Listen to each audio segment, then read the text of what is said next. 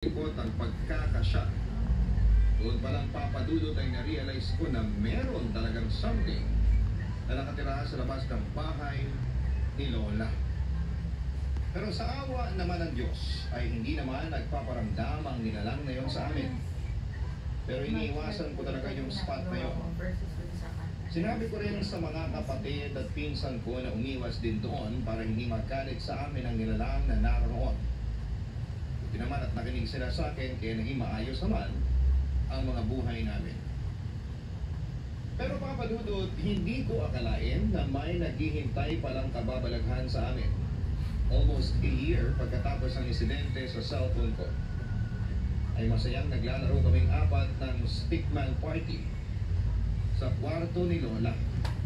Kahit nandalagita na ako noon, ay nakikipaglaro pa rin ako sa mga nakababata kong kapatid. Ako kasi nag-aalaga sa kanila at para hindi sila mag-board sa akin ay nakikipaglaro ako. Gabi na noon at madilim na sa labas ng kwarto kasi nagtitipid nga si Lola sa kuryente. At kahit naglalaro kami ng mga kapatid ko ay hindi naman kami nag-iingay masyado kasi ayaw din naman namin na magalit si Lola.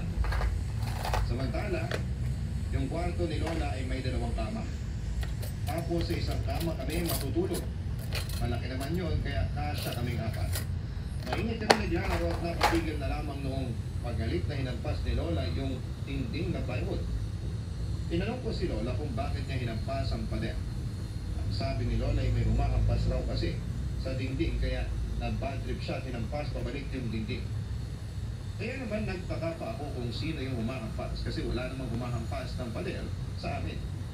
Pero hindi ko na lamang tinanong kasi matatalo na ako sa laro ko. Nasa kalagitnaan ulit kami ng paglalaro. At napatigil kaming apat sa paglalaro at pagtawa nang marinig namin yung ingay mula sa sala ni Lola. Para bang pilit na binubuksan yung pinto at halos masira na ito. Kaya naman napagdesisyonan kong puntahan yun. Hiniram ko naman yung dikipad na cellphone ni Lola na pang-ilaw. Napin ko yung camera kasi mag-open lang yung flashlight kung naka-on yung camera. Lumabas ako mag-isa sa kwarto namin at napatingin sa pinto. Napilit pa rin tinutulak. Nakaramdam ako ng takot kasi tao yun. Dapat kanina pa yung nagsalita na pagbuksan siya ng pinto. Pero naglakas doon pa rin akong lumapit doon at dahan-dahan kong kinalas yung kadenang nakatali doon na nagsisilbing lock nila Lola sa pinto nila. Hindi pa rin tumitigil yung pagtutulak ng pinto namin. Kaya